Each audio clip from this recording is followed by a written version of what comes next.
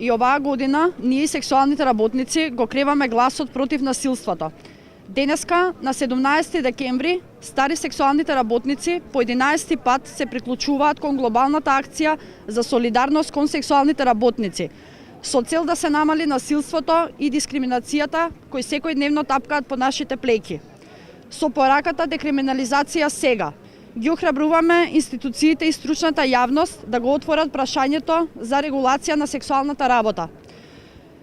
Ние сметаме дека декриминализацијата на сексуалната работа представува најдобра политика за унапредување на здравјето и благосостојбата на човековите права.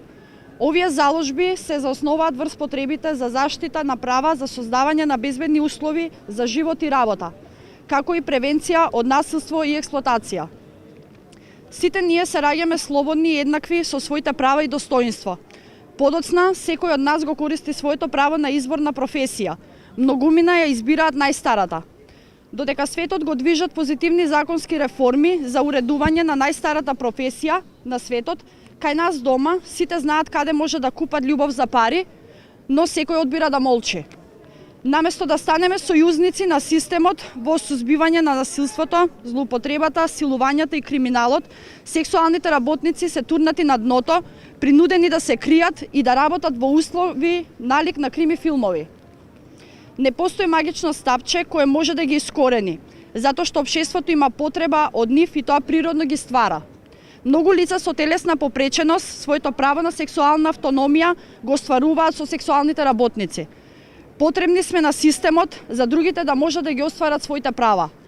Знаете ли колку пати продавале љубов, а добиле ќотек? Колку пати продавале љубов, а им ги зимале парите? Колку пати сакале да повикаат полиција, а им ги зимале телефоните? Колку пати продавале љубов, а ги возеле на водно, ги оставале боси и голи да се враќаат по своите домови? Колку пати имале потреба од полициска и социјална заштита, а си легнувале со затворени усти? Нашата порака за декриминализација не е легализација. Декриминализација значи уредување на правата на сексуалните работници и уредување на социјалната и здравствената грижа. Затоа повикуваме да се разгледа моделот на декриминализација која го има воведено Нов Зеланд. Модел кој ги препознава работничките и човековите права на сексуалните работници. Она што општеството го ствара, системот има обврска да го згрижи. Борче Божинов, извршен директор на СТАР, првиот колектив на сексуални работници. Во правните регулативи на Република Македонија, изведувањето на сексуална работа, односно одавањето на проституција и нарушување на јавниот ред и мир и додека пак некои други активности поврзани со сексуалната работа се третираат и казнуваат како криминални прекршоци согласно член 191 од Кривичниот законник на Република Македонија донесен 1996 година. Карактеристично е за овие законски одредби, особено членот 19 од Законот за нарушување на јавниот ред и мир, која на сила уште од осамостојувањето на нашата држава и во него и тој не е променет квалитативно, туку само во нито една смисла, туку само во делот на зголемување на казните со цел да се казнуваат сексуалните работници.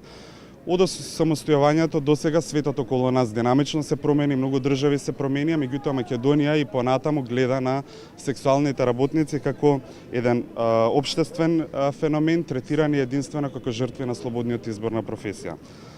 Додека државата во изминатите 3 децении се преправа дека сексуалните работници и сексуалната работа кај нас не постои или се јавува единствено како инцидент, ние имаме релевантни информации и цврсти докази дека таа постојано расте и енормно се зголемува, особено во последните 15 години, а државата се уште нема воведено јасен нормативен систем кој ќе ги регулира овие действија и ќе се грижи сексуалните работници да ги интегрира во социјалниот, здравствениот и правниот систем во државата.